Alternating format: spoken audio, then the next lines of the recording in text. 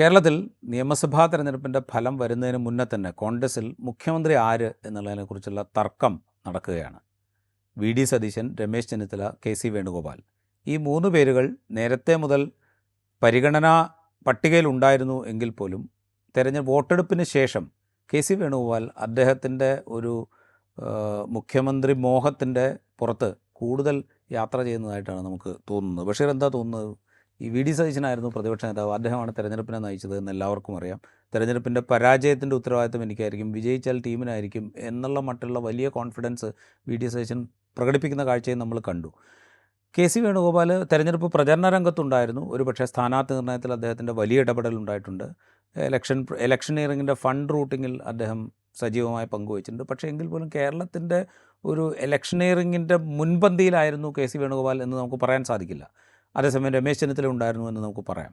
പക്ഷേ എങ്കിൽ പോലും ഓഫ് ലേറ്റ് കെ സി വേണുഗോപാലിന് ഒരു കെ സി വേണുഗോപാലിന് വേണ്ടി കോൺഗ്രസ്സിലെ ഒരുപാട് നേതാക്കൾ കുറിപ്പെഴുതുന്ന കാഴ്ച നമ്മൾ കണ്ടുവരികയാണ്. അപ്പോൾ കെ സി വേണുഗോപാൽ ഒരു അട്ടിമറി സ്ഥാനം, ഒരു വൈൽഡ് കാർഡ് എൻട്രി ആയിട്ട് ടെന്നീസിലൊക്കെ പറയുന്ന പോലെ വൈൽഡ് കാർഡ് എൻട്രി ആയിട്ട് കെ സി വരികയാണ്. യഥാർത്ഥത്തിൽ ഈ തെരഞ്ഞെടുപ്പിലെ ഏറ്റവും മുന്നിൽ നിന്ന നേതാവ് വി ഡി സതീശനാണ്. ഒരുപക്ഷെ മുഖ്യമന്ത്രി ആ മുന്നണിക്ക് ചെയ്തതിനേക്കാൾ കൂടുതൽ ഒരു lead role V D Satheesan അപ്പുറത്തെടുത്തു എന്ന് വേണമെങ്കിൽ പറയാം. മുഖ്യമന്ത്രിക്ക് പകരം മറ്റൊരാളെ കൂടി അല്ലെങ്കിൽ മറ്റ് ചിലരെ കൂടി മുന്നിൽ നിർത്തിയിരുന്നെങ്കിൽ ആ മുന്നണിക്ക് വിജയസാധ്യത എന്ന പരികല്പനയൊക്കെ ആളുകൾ ഇപ്പോൾ നടത്തുന്നുണ്ട്. വി ഡി സതീശൻ്റെ കാര്യത്തിൽ അദ്ദേഹം കഴിഞ്ഞ 5 വർഷമായി തുടർച്ചയായി അതല്ലെങ്കിൽ ഏറ്റവും മുന്നിൽ നിന്ന് അതിന് സ്ട്രാറ്റജി തയ്യാറാക്കുകയും നേതൃത്വം നൽകുകയും അതിൻ്റെ പ്രതിസന്ധികളെ നേരിടുകയും അതിൻ്റെ ഉത്തരവാദിത്തം ഏറ്റെടുക്കുകയും നടന്ന എല്ലാ ഉപതെരഞ്ഞെടുപ്പുകളിലും ഏറ്റവും നല്ല പെർഫോമൻസ് അറ്റൈൻ ചെയ്യുന്നതിലേക്ക് എത്തിക്കുകയും ചെയ്തിട്ടുണ്ട്. യഥാർത്ഥത്തിൽ കോൺഗ്രസിനകത്ത് അക്കാര്യത്തിലൊരു തീരുമാനമുണ്ടായിട്ടുണ്ടോ? വി ഡി സതീശൻ തന്നെ മുഖ്യമന്ത്രിയാകും എന്ന് കോൺഗ്രസിൻ്റെ ഏതെങ്കിലും തരത്തിൽ തീരുമാനിക്കപ്പെട്ടിട്ടില്ല എന്നാണ് ചില ആളുകളുമായി ബന്ധപ്പെടുമ്പോൾ അല്ലെങ്കിൽ അവരുടെ കമ്മ്യൂണിക്കേഷനിൽ നമുക്ക് മനസ്സിലാവുന്നത്. അക്കാര്യത്തിൽ ആകെ സംഭവിച്ചിട്ടുള്ളത് രാഹുൽ ഗാന്ധി രമേശ് ചെന്നിത്തലയെയും വി ഡി സതീശനെയും കെ സി വേണുഗോപാലിനെയും ഒന്നിച്ചിരുത്തുകയും വിജയിക്കുക ആദ്യം, അതിനുശേഷം നമുക്ക് തീരുമാനങ്ങൾ എടുക്കാം എന്ന് പറയുകയും ചെയ്തു എന്നാണ്. ഇതിൽ പ്രതിപക്ഷ പ്രവർത്തനം എന്നതിൽ അതിന് നേതൃത്വം നൽകിയ നേതാവ് എന്ന നിലയിലും ആ സ്ട്രാറ്റജി പ്രധാനമായും തയ്യാറാക്കിയ നേതാവ് എന്ന നിലയിലും വി ഡി സതീശനെയാണ് ജനം UDF ജയിക്കുന്നുണ്ടെങ്കിൽ അതിൻ്റെ മുഖ്യമന്ത്രി മെറ്റീരിയലായി കാണുന്നത്. അതിലൊരു തർക്കവുമില്ല. ഒരു വോട്ടെടുപ്പ് അല്ലെങ്കിൽ ഒരു അഭിപ്രായ സർവേ UDF ജയിച്ചാൽ ആരാണ് നിങ്ങളുടെ മുഖ്യമന്ത്രി, കഴിയുന്ന സാഹചര്യത്തിൽ ആരാണ് മുഖ്യമന്ത്രി എന്നൊരു ചോദ്യം ചോദിച്ചാൽ എൻ്റെ ഒരു തോന്നൽ ഒരു 80% മേലെ വി ഡി സതീശന് മേലെ വോട്ട് വീഴും. അതാണ് ഈ സംസ്ഥാനത്തൊരു മൂഡ്. അതാണ് കാരണം തെരഞ്ഞെടുപ്പിൽ മുന്നിലുണ്ടായിരുന്നത് സതീശനാണ്. അതോടൊപ്പം തന്നെ കഴിഞ്ഞ 10 വർഷമായി പിണറായി വിജയൻ്റെ നേതൃത്വത്തിൽ നടക്കുന്ന ഇടതു ഭരണത്തിനെ നയപരമായി ചലഞ്ച് ചെയ്യാവുന്ന ഒരു ഫ്യൂച്ചറിസ്റ്റിക് കാഴ്ചപ്പാടുള്ള ഒരു നേതാവ് എന്നതും വി ഡി സതീശനാണ്. സ്വാഭാവികമായും അത് അട്ടിമറിക്കാനുള്ള ശ്രമങ്ങളായി മാത്രമേ ജനം ഈ നീക്കങ്ങളെ കാണൂ. വളരെ സോളിഡായ നീക്കങ്ങൾ നടക്കുന്നു എന്നാണ്. ഒരു പക്ഷേ അങ്ങനെ സംഭവിച്ചേക്കാമെന്ന്. ആദ്യം UDF അധികാരത്തിൽ വരണമെങ്കിൽ അവർക്ക് ഭൂരിപക്ഷം കിട്ടണം. അത് മാറ്റി നിർത്തിയാൽ, അത് കഴിഞ്ഞാൽ UDFന് ഭൂരിപക്ഷം കിട്ടിയാൽ ഒരു പക്ഷേ ജനങ്ങളുടെ ഈ മാൻഡേറ്റ് തകർക്കപ്പെടും എന്ന് തോന്നുന്ന വിധത്തിൽ സോളിഡായ നീക്കങ്ങൾ നടക്കുന്നു. രാജീവ് നേരത്തെ പറഞ്ഞ കാഴ്ചയാണ് ഏറ്റവും വിസിബിളായി നമ്മൾ കാണുന്നത്. ചില MP-മാർ, ഇത്തവണ മത്സരിച്ച ചില ആളുകൾ, അതോടൊപ്പം കോൺഗ്രസിൻ്റെ ഒരു ഇൻ്റലക്ച്വൽ പാർട്ടായി നിൽക്കുന്ന ആളുകൾ, ഇവരിൽ പലരും ചേർന്ന് കെ സി വേണുഗോപാൽ ഓട് പൊളിച്ചിറങ്ങി വരികയല്ല, വലിയ പാരമ്പര്യമുള്ള നേതാവാണ് എന്ന് എഴുതിപ്പിക്കാൻ ശ്രമിക്കുന്നു. ആ ശ്രമമാണ് നമ്മൾ ശ്രമിക്കുമ്പോഴേ എനിക്ക് കൗതുകരമായി തോന്നിയത്, ഇപ്പോൾ റോജി M. ജോൺ, മാത്യു കുഴൽനാടൻ എന്ന് തുടങ്ങി ഇപ്പോൾ MLA ഡെസിഗ്നേറ്റ് എന്ന് വേണമെങ്കിൽ നമുക്ക് പറയാവുന്ന, ഇപ്പോൾ അങ്കമാലിയിൽ റോജിയുടെ ജയത്തെക്കുറിച്ച് വലിയ സന്ദേഹങ്ങളൊന്നും UDFനും ഉണ്ടാവാൻ സാധ്യതയില്ല, LDFനും ഉണ്ടാവാൻ സാധ്യതയില്ല. മാത്യു കുഴൽനാടനെ സംബന്ധിച്ചും അദ്ദേഹം ജയിക്കാനുള്ള സാധ്യതയാണ് മുന്നിൽ നിൽക്കുന്നത്.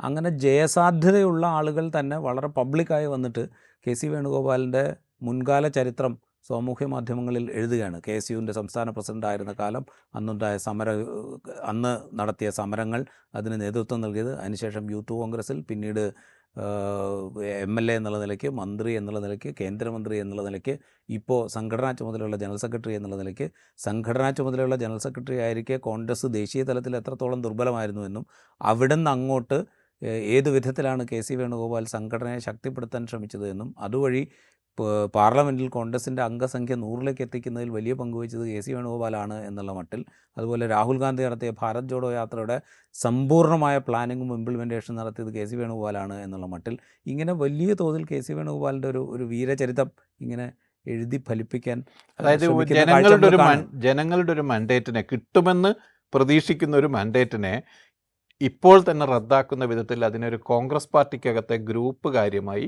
ഈ നേതാക്കന്മാർ താഴ്ത്തി കഴിഞ്ഞു. ഇതിനകം തന്നെ സംഭവിച്ചു കഴിഞ്ഞു. KC വേണുഗോപാൽ ഏതെങ്കിലും തരത്തിൽ ഒന്നിനും കൊള്ളാത്ത നേതാവാണ് എന്ന അഭിപ്രായത്തിലല്ല ഇത് പറയുന്നത്. പക്ഷേ കേരളത്തിലെ ഇലക്ഷൻ പ്രക്രിയയിലോ ഇവിടുത്തെ പ്രതിപക്ഷ പ്രവർത്തനത്തിൻ്റെ പ്രക്രിയയിലോ KC വേണുഗോപാലിന് കഴിഞ്ഞ 5 വർഷമായി ഒരു മുട്ടുസൂചിയുടെ പങ്കുപോലും ഉണ്ടായിരുന്നില്ല. ഒരു തരത്തിൽ ഒരു പങ്കും വഹിച്ചിട്ടില്ല. അങ്ങനെയുള്ള ഒരാൾ മുഖ്യമന്ത്രിയാകാൻ സാധ്യതയുണ്ട് എന്ന മട്ടിൽ ഉത്തരവാദിത്തപ്പെട്ട കോൺഗ്രസ് നേതാക്കൾ തന്നെ പ്രചരിപ്പിക്കുന്നത് അവർക്ക് കിട്ടുമെന്ന് കൽപ്പിക്കപ്പെടുന്ന ഒരു മാൻഡേറ്റിനെ അട്ടിമറിക്കലാണ്. അതിനെ റദ്ദാക്കാനുള്ള ശ്രമമാണ്.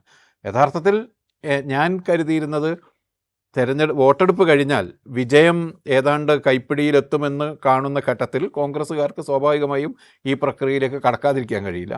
അവിടെ രമേശ് ചെന്നിത്തലയും VD സതീശനും തമ്മിലുള്ള ഒരു വടംവലിക്കാണ് സാധ്യത എന്നായിരുന്നു നമ്മളെല്ലാം കണക്കാക്കിയത്. അതിനു പകരം KC വേണുഗോപാൽ ഇറങ്ങി വരുന്നു എന്ന തോന്നലാണ് യഥാർത്ഥത്തിലുള്ളത്.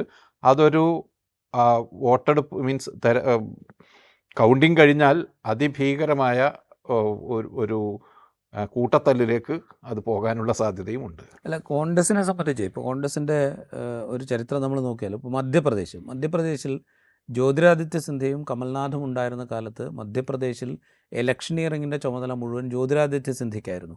അവിടെ വലിയ തോതിലുള്ള ക്യാമ്പയിന് നേതൃത്വം നൽകിയത് ജ്യോതിരാദിത്യ സിന്ധ്യയായിരുന്നു. പക്ഷേ അവിടെ കോൺഗ്രസിന് അധികാരം കിട്ടിയപ്പോൾ ജ്യോതിരാദിത്യ സിന്ധ്യയെ മാറ്റി നിർത്തി കമൽനാഥിനെ മുഖ്യമന്ത്രിയാക്കാനാണ് AICC നേതൃത്വം തീരുമാനിച്ചത്. രാജസ്ഥാനിലും ഇതേ സിറ്റുവേഷൻ നമ്മൾ കണ്ടു. സച്ചിൻ പൈലറ്റ് ആയിരുന്നു അവിടെ രാജസ്ഥാൻ PCCയുടെ പ്രസിഡന്റ്. അദ്ദേഹമാണ് ഇലക്ഷനിയറിങ്ങിന് നേതൃത്വം നൽകിയത്. ഓഫ് കോഴ്സ് അശോക് ഗെഹ്ലോട്ട് അവിടെ പ്രാദേശികമായി വലിയ സ്വാധീനമുള്ള നേതാവായതുകൊണ്ട് അദ്ദേഹവും ഇലക്ഷനിയറിങ്ങിൻ്റെ നേതൃത്വത്തിലുണ്ടായിരുന്നു. പക്ഷേ അദ്ദേഹം അന്ന് AICCയുടെ സംഘടനാ ചുമതലയുള്ള ജനറൽ സെക്രട്ടറി ആയിരുന്നു. ആ ജനറൽ സെക്രട്ടറി ആയിരിക്കെ സച്ചിൻ പൈലറ്റിൻ്റെ നേതൃത്വത്തിൽ രാജസ്ഥാനിൽ ഇലക്ഷനിയറിംഗ് നടക്കുകയും അവിടെ ഭൂരിപക്ഷം കിട്ടിയ ഉടനെ അശോക് ഗെഹ്ലോട്ട് തിരിച്ച് വന്ന് രാജസ്ഥാൻ്റെ മുഖ്യമന്ത്രി ആവുന്ന കാഴ്ചയെ നമ്മൾ കണ്ടു. അശോക് ഗെഹ്ലോട്ട് സംഘടനാ ചുമതലയുള്ള ജനറൽ സെക്രട്ടറി ആയിരിക്കെയാണ് രാജസ്ഥാൻ്റെ മുഖ്യമന്ത്രിയായി വരുന്നത് എന്നുള്ളത് KC വേണുഗോപാലിൻ്റെ കാര്യത്തിൽ ഭയങ്കരമായ ഒരു സാമ്യമുണ്ട് എന്നെനിക്ക് തോന്നുന്നു. കോൺഗ്രസ്സിൽ ഇതിനു മുമ്പും ഇതുപോലൊക്കെ സംഭവിച്ചിട്ടുണ്ട്. കോൺഗ്രസ്സിൽ ഇതിനു മുമ്പ് പ്രത്യേകിച്ചും കോൺഗ്രസ് ഏറ്റവും ഒറ്റക്കക്ഷി സംവിധാനം പോലെ കോൺഗ്രസ് സംസ്ഥാനങ്ങൾ കീഴടക്കി വെച്ചിരുന്ന കാലത്ത് ഇലക്ഷൻ ഒരു വഴിക്ക് നടക്കും. ഇലക്ഷൻ കഴിഞ്ഞ് ഭൂരിപക്ഷം നേടിക്കഴിഞ്ഞാൽ അവിടെ നിന്ന് ഒരു കുറിപ്പ് ഒരു തീട്ടൂരം പോലെ ഒന്ന് വരും. അതിൽ ഒരു പക്ഷേ ഒരു തരത്തിലും ജനങ്ങളുമായി ബന്ധമില്ലാത്ത ഏതെങ്കിലും ഒരു നേതാവ് മുഖ്യമന്ത്രിയായി തീരുന്ന അവസ്ഥയൊക്കെ നമ്മൾ ബീഹാറിൽ കണ്ടിട്ടുണ്ട്, അസമിൽ കണ്ടിട്ടുണ്ട്, അങ്ങനെ പല പല സംസ്ഥാനങ്ങളിൽ പല രീതിയിൽ കണ്ടിട്ടുണ്ട്. കോൺഗ്രസ് ഹൈക്കമാൻഡിൻ്റെ കയ്യിലെ ഒരാൾ അത് മുൻപ്. പക്ഷേ ഇവിടെ അതുമല്ല. ഈ മധ്യപ്രദേശിൻ്റെയും രാജസ്ഥാനിൻ്റെയും ഉദാഹരണം എടുത്ത് പറഞ്ഞാൽ ഈ പറഞ്ഞത് കറക്റ്റാണ്, നേരെ നേതാവ് മാറി വരുന്നു എന്നത്. പക്ഷേ കേരളത്തിലെ കോൺഗ്രസിൻ്റെ പ്രവർത്തനം ഈ സംസ്ഥാനങ്ങളിലെ പ്രവർത്തനങ്ങൾ പോലെ അല്ല.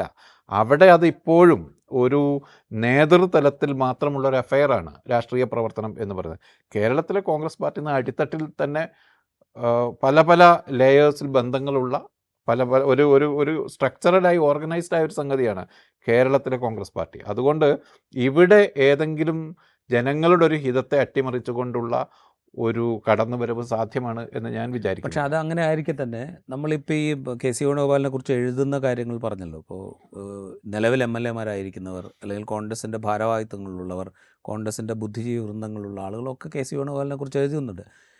ഈ എഴുതുന്നതിൽ കുറേയൊക്കെ വസ്തുതയുണ്ട്. കാരണം വെച്ച് കഴിഞ്ഞാൽ യൂത്ത് കോൺഗ്രസിൻ്റെ സംസ്ഥാന പ്രസിഡൻ്റായിരുന്നു, KSUവിൻ്റെ സംസ്ഥാന പ്രസിഡൻ്റായിരുന്നു, യൂത്ത് കോൺഗ്രസിൻ്റെ ദേശീയ ഭാരവാഹിയായിരുന്നു, വളരെ ചെറുപ്രായത്തിൽ നിയമസഭാംഗമായ ആളാണ്, സംസ്ഥാനത്ത് മന്ത്രിയായിരുന്നിട്ടുണ്ട്, കേന്ദ്രത്തിൽ മന്ത്രിയായിരുന്നിട്ടുണ്ട്, സംഘടന എന്നുള്ള നിലയ്ക്ക് കോൺഗ്രസിൻ്റെ ടോപ്പ് ലെയറിലേക്ക് എത്തിയ നേതാവാണ് KC വേണുഗോപാൽ എന്നുള്ള വസ്തുത അവിടെയുണ്ട്. 1996 MLA ആയിട്ടുണ്ട് KC വേണുഗോപാൽ. അന്ന് തന്നെയാണ് VD സതീശനും മത്സരിക്കുന്നത്. പക്ഷേ VD സതീശൻ അന്ന് പറവൂരിൽ പരാജയപ്പെട്ടു. 2001 VD സതീശൻ പിന്നീട് അവിടെ നിന്ന് തിരഞ്ഞെടുക്കപ്പെടുന്നത്. 2001 മുതൽ തുടർച്ചയായി VD സതീശൻ അവിടെ നിന്ന് തിരഞ്ഞെടുക്കപ്പെടുന്നുണ്ട്. 1996 മുതൽ എല്ലാ തെരഞ്ഞെടുപ്പുകളിലും കെ സി വേണുഗോപാലും ജയിച്ചിട്ടുണ്ട്. അദ്ദേഹം നിയമസഭയിലേക്ക് മത്സരിച്ച് ജയിച്ചു. അതിനുശേഷം 2009 ലോക്സഭയിലേക്ക് മത്സരിച്ചപ്പോൾ ജയിച്ചു. തുടർന്ന് മത്സരിച്ച തെരഞ്ഞെടുപ്പുകളെല്ലാം കെ സി വേണുഗോപാൽ ജയിച്ചിട്ടുണ്ട്. ആ നിലയ്ക്ക് ഒരു ജനപിന്തുണ കെ സി വേണുഗോപാലിനില്ല എന്ന് നമുക്ക് പറയാൻ സാധിക്കുമോ? കാരണം കോൺഗ്രസിനകത്ത് കെ സി വേണുഗോപാലിന് ലെജിറ്റിമസി ഇല്ല എന്ന് നമുക്ക് പറയാൻ കഴിയില്ല. പക്ഷേ ഈ തെരഞ്ഞെടുപ്പിന് ജനങ്ങളുടെ മുമ്പിലുണ്ടായിരുന്ന നേതാവ് കെ സി വേണുഗോപാലല്ല. ഈവൻ അത് രമേശ് ചെന്നിത്തലയേക്കാൾ മേലെയായിരുന്നു വി ഡി സതീശൻ്റെ അവസ്ഥ. നമുക്ക് ഈ കമ്പാരിസൺ, അപ്പോൾ അധികാര സ്ഥാനങ്ങൾ കൈകാര്യം ചെയ്തതിൻ്റെ കമ്പാരിസൺ എടുത്താൽ വി ഡി സതീശൻ ഇതിൽ മൂന്നാമതാണ് കിടക്കുക. കാരണം രമേശ് ചെന്നിത്തല നേരത്തെ ആഭ്യന്തരമന്ത്രിയായിട്ടുണ്ട്, അല്ലാതെയുള്ള മറ്റ് വകുപ്പുകൾ കൈകാര്യം ചെയ്തിട്ടുണ്ട്, കേന്ദ്രത്തിലുണ്ടായിട്ടുണ്ട്. അങ്ങനെ പലതരത്തിൽ സംഘടനാ ഭാരവാഹിത്വത്തിലും വി ഡി സതീശനേക്കാൾ മേലെയാണ് യഥാർത്ഥത്തിൽ രമേശ് ചെന്നിത്തലയുടെ. 2011 തെരഞ്ഞെടുപ്പ് കഴിയുമ്പോൾ രമേശ് ചെന്നിത്തലയ്ക്ക് ഏതാണ്ട് മുഖ്യമന്ത്രി പദം തന്നെ 2.5 വർഷം വാഗ്ദാനം ചെയ്യപ്പെട്ടിരുന്നു എന്നാണ് നമ്മുടെ അറിവ്. ആ മുഖ്യമന്ത്രി പദം ഏറ്റെടുക്കുന്നതിന് വേണ്ടി 2011 മന്ത്രിസഭാ രൂപവൽക്കരണത്തിൽ രമേശ് ചെന്നിത്തല മാറി നിൽക്കുകയാണ് ചെയ്തത്. ആദ്യത്തെ 2.5 വർഷം അദ്ദേഹം മന്ത്രിയായിരുന്നു, പിന്നീട് ആഭ്യന്തരമന്ത്രിയായി വരികയാണ് ചെയ്തത്. അപ്പോൾ അങ്ങനെ ഒരു ക്ലെയിം അവിടെ രമേശ് ചെന്നിത്തലക്കുണ്ട്. ഈ തിരഞ്ഞെടുപ്പിന് ഏതാണ്ട് വർഷങ്ങൾക്ക് മുമ്പ് തന്നെ വിജയിക്കുകയാണെങ്കിൽ ആദ്യ ടേം രമേശ് ചെന്നിത്തല എന്നൊരു ധാരണയിൽ കോൺഗ്രസിനകത്ത് ചർച്ച നടന്നിരുന്നു. അതിനുശേഷം അടുത്ത 2.5 വർഷമായിരിക്കും വി ഡി സതീശൻ എന്ന മട്ടിൽ. ഇവിടെ എവിടെയും കെ സി വേണുഗോപാൽ കേരളത്തിൻ്റെ കാര്യത്തിൽ ചിത്രത്തിലുണ്ടായിരുന്നില്ല. അദ്ദേഹം സംഘടനയിൽ പ്രധാനപ്പെട്ട ആളാണ്, ഈ ഫണ്ട് റൂട്ട് ചെയ്ത ആളാണ്, ഒക്കെ ശരി. സ്ഥാനാർത്ഥിത്വം നിർണയിച്ചു കൊടുക്കുന്നതിൽ കെ സി വേണുഗോപാൽ വലിയ പങ്കും വഹിച്ചിട്ടുണ്ട്. ഇപ്പോഴത്തെ അവസ്ഥ എന്താണ് എന്ന് പറഞ്ഞാൽ, കോൺഗ്രസ്സിന് കിട്ടുമെന്ന് കരുതുന്ന ഈ ഭൂരിപക്ഷം, അതല്ലെങ്കിൽ ഈ യു ഡി എഫിന് കിട്ടുമെന്ന് കരുതുന്ന ഭൂരിപക്ഷത്തിൽ കോൺഗ്രസിൻ്റെ ഒരു നമ്പർ ഉണ്ടാകുമല്ലോ. ആ നമ്പറിൽ ഭൂരിപക്ഷം എം എൽ എമാരെ, ജയിക്കാൻ സാധ്യതയുള്ള എം എൽ എമാരെ നിർണയിച്ചിരിക്കുന്നത് കെ സി വേണുഗോപാലാണ് എന്നൊരു സാഹചര്യമാണുള്ളത്. ആ സാഹചര്യം മുതലെടുത്താണ് യഥാർത്ഥത്തിൽ ഈ ശ്രമം നടക്കുന്നത്. അതോടൊപ്പം നേരത്തെ വി ഡി സതീശൻ്റെ കൂടെ ഉണ്ടായിരുന്നു എന്ന് കണക്കാക്കപ്പെട്ട നേതാക്കളിൽ ചിലർ മറുവശത്തേക്ക് മാറുകയും ചെയ്തു. ഇത് കോൺഗ്രസിലൊരു ഗ്രൂപ്പ് ഇക്വേഷൻസ് വലിയ തോതിൽ ഡ്രാസ്റ്റിക് ആയിട്ട് മാറുകയും കൂടെ ചെയ്തിട്ടുണ്ട്. ഒരുപക്ഷെ ഈ പോസ്റ്റ് പോൾ എന്ന് നമുക്ക് പറയേണ്ടി വരും. കാരണം ഇപ്പോൾ വി ഡി സതീശനോടൊപ്പം ഉണ്ടായിരുന്ന കുറേ ആളുകൾ നേരെ കെ സി വേണുഗോപാൽ പക്ഷത്തേക്ക് പോകുന്നു. കെ സി വേണുഗോപാലിൻ്റെ നേതൃത്വത്തിലുള്ള ഗ്രൂപ്പ് കേരളത്തിലെ ഏറ്റവും വലിയ പ്രധാനപ്പെട്ട ഗ്രൂപ്പായി മാറുന്നു. വി ഡി സതീശൻ്റെ നേതൃത്വത്തിലൊരു ഗ്രൂപ്പ്, രമേശ് ചെന്നിത്തലയുടെ നേതൃത്വത്തിലുള്ള ഗ്രൂപ്പ്, ഇതിലൊന്നും പെടാത്ത കുറേ ആളുകൾ, ഈ വിധത്തിലേക്ക് കോൺഗ്രസിൻ്റെ ഒരു ഇക്വേഷൻ വലിയ തോതിൽ മാറിയിട്ടുണ്ട് എന്നാണ് എനിക്ക് തോന്നുന്നത്. അതിൽ ഭയങ്കരമായി പ്ലേ ചെയ്തുകൊണ്ടിരിക്കുന്ന ആളുകളുണ്ട്. ഇപ്പോൾ കെ സുധാകരനെ പോലെ ഒരാൾ കെ സി വേണുഗോപാലിനോട് പരസ്യമായി ഖാർഗയെ കാണാൻ പോകുന്നു, അല്ലെങ്കിൽ ഫേസ്ബുക്കിൽ പോസ്റ്റ് ഇടുന്നു എന്ന് പറയുമ്പോൾ K P C C president സ്ഥാനത്ത് നിന്ന് എന്നെ മാറ്റുന്നതിൽ വലിയ പങ്കുവഹിച്ച വി ഡി സതീശനെ ഇവിടെ മുഖ്യമന്ത്രിയാക്കാൻ ഞാൻ അനുവദിക്കില്ല എന്ന് പരോക്ഷമായി പറയുകയാണ് കെ സുധാകരൻ എന്നാണ് എനിക്ക് തോന്നുന്നത്. അതുപോലെ മറ്റു പല നേതാക്കളും പല കാരണങ്ങളാൽ വി ഡി സതീശനെ എതിർക്കാനുള്ള പ്രവണത കാണിക്കുകയും ചെയ്യുന്നുണ്ട്. പല കാരണങ്ങളുണ്ട് അതിന്. ഇപ്പോൾ നേരത്തെ സതീശൻ്റെ ഒപ്പം ഉണ്ടായിരുന്ന ഷാഫി പറമ്പലിനെ പോലെയുള്ള നേതാക്കൾ രാഹുൽ മാങ്കൂട്ടം ഇഷ്യൂവുമായി ബന്ധപ്പെട്ട് സതീശനെടുത്ത ഒരു സ്റ്റാൻഡിൻ്റെ പുറത്ത് കുറച്ച് അകന്ന് നിൽക്കുകയാണ്. അവരിപ്പോൾ ഏതാണ്ട് കെ സി വേണുഗോപാൽ പക്ഷത്തേക്ക് മാറി നിൽക്കുന്നു എന്ന് തോന്നുന്നു. അങ്ങനെ കോൺഗ്രസിലെ ഗ്രൂപ്പ് എന്താ പറയുക, നമ്മൾ പ്രതീക്ഷിക്കാത്ത വിധത്തിൽ മാറി മറിഞ്ഞിരിക്കുന്ന ഒരു ഘട്ടമാണിത്. ഞാൻ തീർത്തും ഹൈപ്പോത്തറ്റിക്കലായ കാര്യം ചോദിക്കട്ടെ. 2 സ്റ്റേജ് ഹൈപ്പോത്തറ്റിക്കലാണ്. ഒന്ന്, യു ഡി എഫിന് ഇവിടെ ഭൂരിപക്ഷം കിട്ടുന്നു എന്ന് സങ്കല്പിക്കണം. 2, അതിൻ്റെ നേതാവായി കെ സി വേണുഗോപാലാണ് വരുന്നത് എന്ന് സങ്കല്പിക്കണം. എന്തായിരിക്കും സംഭവിക്കാൻ പോകുന്നത്? കേരളത്തിലും കോൺഗ്രസിലും വലിയ തോതിലുള്ള ഗ്രൂപ്പ് യുദ്ധമായിരിക്കും നടക്കുക എന്നാണ് എനിക്ക് തോന്നുന്നത്. കാരണം വെച്ചാൽ വി ഡി സതീശനെ പോലൊരു ആൾ, അദ്ദേഹം വളരെ കൃത്യമായി പ്ലാൻ ചെയ്ത് അദ്ദേഹത്തിൻ്റെ ഒരു രാഷ്ട്രീയ ജീവിതം മുന്നോട്ട് കൊണ്ടുപോയ ഒരാളായിട്ടാണ് എനിക്ക് തോന്നുന്നത്. അത് തകരാറിലാവുന്നത് 2011 അദ്ദേഹത്തിന് മന്ത്രിസ്ഥാനം കിട്ടാതെ വരുമ്പോഴാണ്. അന്ന് അദ്ദേഹം ആ മന്ത്രിസ്ഥാനം കിട്ടുമെന്ന് തീർത്തും പ്രതീക്ഷിച്ചിരുന്നു. അത് കിട്ടിയില്ല. അതിനുശേഷം 2011 മുതൽ 2016 വരെയുള്ള കാലഘട്ടത്തിൽ ഉമ്മൻചാണ്ടി സർക്കാരിനെ കോൺഗ്രസിനുള്ളിൽ നിന്ന് ഏറ്റവും രൂക്ഷമായി പരസ്യമായി വിമർശിച്ചിരുന്ന നേതാക്കളിൽ ഒരാൾ വി ഡി സതീശൻ. അവസാന കാലത്ത് ഒരു ഗ്രൂപ്പ് തന്നെ ഫോം ചെയ്തു. അതെ, ഗ്രൂപ്പ് തന്നെ ഫോം ചെയ്തു വളരെ പരസ്യമായി വിമർശിച്ചിരുന്ന ഒരാൾ വി ഡി സതീശനാണ്. ഇപ്പോൾ വി ഡി സതീശൻ ന്യായമായും പ്രതീക്ഷിക്കുന്നുണ്ട്. ബഷീർ പറഞ്ഞ മാതിരി U D F U D എഫിന് ഭൂരിപക്ഷം കിട്ടുകയാണെങ്കിൽ ഒരു സ്വാഭാവിക ചോയ്സ് ഞാൻ തന്നെ ആയിരിക്കും മുഖ്യമന്ത്രി പദത്തിലേക്ക് എന്ന് വി ഡി സതീശൻ എന്തായാലും പ്രതീക്ഷിക്കുന്നുണ്ട്. അതിന് കോൺഗ്രസ്സിന് പുറത്തു നിന്ന് ഘടകകക്ഷികളുടെ പിന്തുണ കിട്ടും എന്നുകൂടി അദ്ദേഹം പ്രതീക്ഷിക്കുന്നുണ്ടാവും. പക്ഷേ ഈ ഘടകകക്ഷികളുടെ പിന്തുണ കിട്ടുമോ ഇല്ലയോ എന്നുള്ളത് വേറെ ക്വസ്റ്റ്യനാണ്. കാരണം വെച്ച് കഴിഞ്ഞപ്പോൾ ഉദാഹരണത്തിന് ഏറ്റവും പ്രബല ഘടകകക്ഷിയായ മുസ്ലിം ലീഗിനെ സംബന്ധിച്ച് രാഹുൽ ഗാന്ധിയുമായി ഏറ്റവും അടുത്ത് നിൽക്കുന്ന ആൾ കെ സി വേണുഗോപാലാണ്. അപ്പോൾ സാദിഖ് അലി തങ്ങൾക്ക് അല്ലെങ്കിൽ മുസ്ലിം ലീഗ് നേതൃത്വത്തിന് രാഹുൽ ഗാന്ധിയുമായി കമ്മ്യൂണിക്കേറ്റ് ചെയ്യണമെങ്കിൽ അത് കെ സി വേണുഗോപാലാണ് അവരുടെ രാഹുൽ ഏറ്റവും വലിയ ഗാന്ധിയുടെ പ്രതിനിധിയാണ് പ്രതിനിധിയാണ് കെ സി വേണുഗോപാൽ. അതുകൊണ്ട് അദ്ദേഹത്തെ തള്ളിപ്പറയുക എന്ന് പറയുന്നത് മുസ്ലിം ലീഗിന് ഒരിക്കലും സാധ്യമായ കാര്യമല്ല. അതേസമയം സതീശനെയും അവർക്ക് തള്ളിപ്പറയാൻ സാധിക്കില്ല. കാരണം ഈ ടേമിൽ യു ഡി എഫിന് അധികാരം കിട്ടുകയാണെങ്കിൽ അതിൽ ഏറ്റവും വലിയ പങ്കുവഹിച്ച ആൾ സതീശനാണ് എന്നുള്ളൊരു പ്രശ്നവും അവിടെയുണ്ട്. അപ്പോൾ സതീശനെ സംബന്ധിച്ച് കോൺഗ്രസിനുള്ളിൽ നിന്ന് പൂർണ്ണമായ പിന്തുണ കിട്ടുമോ എന്നുറപ്പില്ല, ഘടകകക്ഷികളുടെ പിന്തുണ കിട്ടുമോ എന്നുറപ്പില്ല. പക്ഷേ ഇതൊക്കെ അദ്ദേഹം പ്രതീക്ഷിക്കുന്നുണ്ട്. അത് നടക്കാതെ വരികയാണെങ്കിൽ, ഇതൊക്കെ സാങ്കല്പികമാണ്, അത് നടക്കാതെ വരികയാണെങ്കിൽ അദ്ദേഹത്തിൻ്റെ പ്രതികരണം നമ്മൾ ഉദ്ദേശിച്ച വിധത്തിലായിക്കൊള്ളണമെന്നില്ല. ഒരു പക്ഷേ മന്ത്രിസഭയിൽ വളരെ ഡീസൻ്റ് ആയിട്ടുള്ള ഒരു അക്കമഡേഷൻ, അദ്ദേഹം പ്രതീക്ഷിക്കുന്നത് പോലെ ഒരു ഹൈ പ്രൊഫൈൽ അക്കമഡേഷനൊക്കെ കിട്ടിയാൽ ഒരു പക്ഷേ കുറച്ചു കാലത്തേക്ക് ഒരു ശാന്തത ഉണ്ടായേക്കാം. പക്ഷേ അത് കോൺഗ്രസ്സിലെ എന്താ പറയുക, കുറച്ച് കാലത്തിനപ്പുറം വലിയ പൊട്ടിത്തെറിയിലേക്ക് അത് പോകും എന്നുള്ള കാര്യത്തിൽ ഒരു തർക്കമില്ല. അതേസമയം അപ്പുറത്ത് രമേശ് ചെന്നിത്തല എന്ന് പറയുന്ന മുതിർന്ന നേതാവുണ്ട്. ഒരുപക്ഷെ കെ സി വേണുഗോപാലിനേക്കാൾ സീനിയറായ നേതാവാണ് രമേശ് ചെന്നിത്തല. കെ സി വേണുഗോപാലിന് മുമ്പ് കേരള നിയമസഭയിലെത്തിയ, കെ സി വേണുഗോപാലിനൊക്കെ മുമ്പ് കേരളത്തിൽ മന്ത്രിയായ ആളാണ് രമേശ് ചെന്നിത്തല. കെ സി വേണുഗോപാലിന് മുമ്പ് AICC ജനറൽ സെക്രട്ടറി ആയ ആളാണ് രമേശ് ചെന്നിത്തല. ആ സീനിയോറിറ്റിയുമായിട്ട് രമേശ് ചെന്നിത്തല അവിടെ ഇരിക്കുന്നുണ്ട്. സ്വാഭാവികമായിട്ടും രമേശ് ചെന്നിത്തലയുടെ അതൃപ്തി ഒരു പ്രശ്നമായിട്ട് വരും. അപ്പോൾ ഇപ്പോൾ ഉണ്ടായിരിക്കുന്ന ഇക്വേഷൻസിനപ്പുറത്ത് കെ സി ഇങ്ങോട്ട് വരികയാണെങ്കിൽ ഇപ്പുറത്തുള്ള അലൈൻമെൻറ്റ് വേറെ നിലയ്ക്ക് രൂപപ്പെടാനുള്ളൊരു സാധ്യതയുണ്ട്. നേരത്തെ ഉണ്ടായിരുന്ന അലൈൻമെൻറ്റിൽ ചില മാറ്റം, ഇപ്പം ബഷീർ നേരത്തെ പറഞ്ഞല്ലോ, രമേശ് ചെന്നിത്തലയ്ക്ക് ആദ്യഘട്ടത്തിൽ മുഖ്യമന്ത്രി സ്ഥാനം, പിന്നീട് VD എന്നുള്ളൊരു ഇക്വേഷൻ ഉണ്ടാക്കിയിരുന്നു. ആ കാലത്ത് രമേശ് ചെന്നിത്തലയും VD സതീശനും ഒരേപോലെയാണ് പ്രവർത്തിച്ചുകൊണ്ടിരുന്നത്. ഇപ്പോൾ അതിൽ നിന്ന് മാറ്റം വന്ന് രമേശ് ചെന്നിത്തല കെ സി വേണുഗോപാലിൻ്റെ കൂടെ നിൽക്കുന്ന കാഴ്ച നമ്മൾ കാണുന്നുണ്ട്. കെ സി പക്ഷേ കേരളത്തിലേക്ക് മുഖ്യമന്ത്രിയായിട്ട് വരികയാണെങ്കിൽ ഈ ഇക്വേഷനും ചിലപ്പോൾ മാറാൻ സാധ്യതയുണ്ട്. വീണ്ടും രമേശ് ചെന്നിത്തല VD സതീശൻ ഒരു ഗ്രൂപ്പിലേക്ക് വരികയും അവരും കെ സി വേണുഗോപാൽ ഗ്രൂപ്പും തമ്മിലൊരു സംഘർഷത്തിലേക്ക് പോവുകയും ചെയ്യാനുള്ള സാധ്യത വളരെ കൂടുതലാണ്. എന്തായാലും കോൺഗ്രസ്സിൽ UDF അധികാരം കിട്ടിയാലും ഇല്ലെങ്കിലും എന്നാണ് ഞാൻ പറയുക. UDF അധികാരം കിട്ടിയാലും ഇല്ലെങ്കിലും കോൺഗ്രസ്സിൽ ഗ്രൂപ്പ് കലഹങ്ങൾക്കുള്ള സാധ്യത വളരെ കൂടുതലായി നിൽക്കുകയാണ്. അതിൻ്റെ മരുന്നാണ് ഇപ്പോൾ നമ്മൾ ഈ കണ്ടുകൊണ്ടിരിക്കുന്നതൊക്കെ. അതിന് വേണ്ടിയിട്ടുള്ള ശ്രമങ്ങളാണ് ഇപ്പോൾ കണ്ടുകൊണ്ടിരിക്കുന്നത്. അല്ലെങ്കിൽ ഇത്രയും പരസ്യമായിട്ട് ഭൂരിപക്ഷം കിട്ടുന്നതിന് മുമ്പ് ഇത്രയും പരസ്യമായിട്ട് ഇങ്ങനൊരു ക്യാമ്പയിൻ പോലെ കെ സി വേണുഗോപാൽ മാത്രമല്ല ഒരുപാട് പ്ലേയേഴ്സ് ഉണ്ട്. ഇപ്പോൾ കോഴിക്കോട് MP രാഘവൻ, ഇങ്ങനെ ഒരുപാട് പ്ലേയേഴ്സ് ചേർന്നാണ് യഥാർത്ഥത്തിൽ ഇത് നടത്തുന്നത്. ഏതെങ്കിലും തരത്തിൽ ഒരു ജനഹിതം അവഗണിച്ചു കൊണ്ട് പോകും കോൺഗ്രസ് പാർട്ടി എന്ന് നമുക്ക് അങ്ങനെ അങ്ങനെ അങ്ങനെ കാണേണ്ടി വരുമോ? അതിനുള്ളൊരു സാധ്യത നമ്മൾ കാണണം. കാരണം എന്ന് വെച്ച് കഴിഞ്ഞാൽ അതിൽ 2-3 കാര്യങ്ങളുണ്ട്. ഒന്ന്, ജനഹിതം എന്ന് പറയുന്നത് അത് ഓൾറെഡി നടന്നു കഴിഞ്ഞു. പിന്നെയുള്ളത് അടുത്ത 5 വർഷത്തെ ഭരണമാണ്. ഇപ്പോൾ കെ സി വേണുഗോപാലിനെ സംബന്ധിച്ചോ രമേശ് ചെന്നിത്തലയെ സംബന്ധിച്ചോ അവരുടെ കരിയറിലെ ഒരു പക്ഷേ അവസാനത്തെ ചാൻസാണ് മുഖ്യമന്ത്രി പദം എന്നുള്ളതിനകത്തേക്ക്. ഇത് കഴിഞ്ഞാൽ ചിലപ്പോൾ കേരളത്തിൻ്റെ പതിവനുസരിച്ചാണെങ്കിൽ 5 വർഷം കഴിയുമ്പോൾ ഭരണം കിട്ടിക്കൊള്ളണമെന്നില്ല. അപ്പോൾ ഈ ടേമിൽ മുഖ്യമന്ത്രി ആകുക എന്നുള്ളത് അവരെ സംബന്ധിച്ച് വളരെ പ്രധാനപ്പെട്ട ഒരു കാര്യമാണ്. VD സതീശന് വേണമെങ്കിൽ, അവരുടെ കാഴ്ചയിൽ VD സതീശന് കുറച്ചു കാലം കൂടെ കാത്തിരിക്കാം എന്ന് വേണമെങ്കിൽ. VD സതീശൻ്റെ ഈ ജൂനിയർ സ്റ്റാറ്റസ് ഉണ്ടല്ലോ, അത് മുസ്ലിം ലീഗിനെയും കുഞ്ഞാലിക്കുട്ടിയൊക്കെ ബാധിക്കുന്നുണ്ടാവുമോ? ബാധിക്കാനിടയില്ല എന്ന് എനിക്ക് തോന്നുന്നു ജൂനിയർ സ്റ്റാറ്റസ്. കാരണം വെച്ച് കഴിഞ്ഞാൽ കഴിഞ്ഞ ഉപതെരഞ്ഞെടുപ്പുകളിലൊക്കെ, ഇപ്പോൾ സംസ്ഥാനത്ത് ഈ 2021-നും 2026 നടന്ന ഉപതെരഞ്ഞെടുപ്പുകളിലൊക്കെ UDF നേതൃപദവിയിൽ സതീശൻ തന്നെയാണ് എന്നുള്ളത് എല്ലാ ഘടകകക്ഷികളും ഏതാണ്ട് മാത്രമല്ല, കോൺഗ്രസ് പാർട്ടിയിൽ അദ്ദേഹത്തിനുള്ളതിനേക്കാൾ ആരാധകരുണ്ട് മുസ്ലിം ലീഗിൽ സതീശന് എന്ന് തോന്നുന്നു. വെച്ചാൽ ലീഗുമായി അത്ര എന്താ പറയുക, വളരെ നല്ല ബന്ധം VD സതീശൻ പുലർത്തുന്നുണ്ട്. ഇപ്പോൾ ഒരു ഉദാഹരണം പറഞ്ഞത്, ഇപ്പോൾ നിലമ്പൂർ ഉപതെരഞ്ഞെടുപ്പിൽ PV അൻവറിനെ കൂടെ കൂട്ടണം എന്നുള്ളത് ലീഗിൻ്റെ വലിയ താല്പര്യമായിരുന്നു.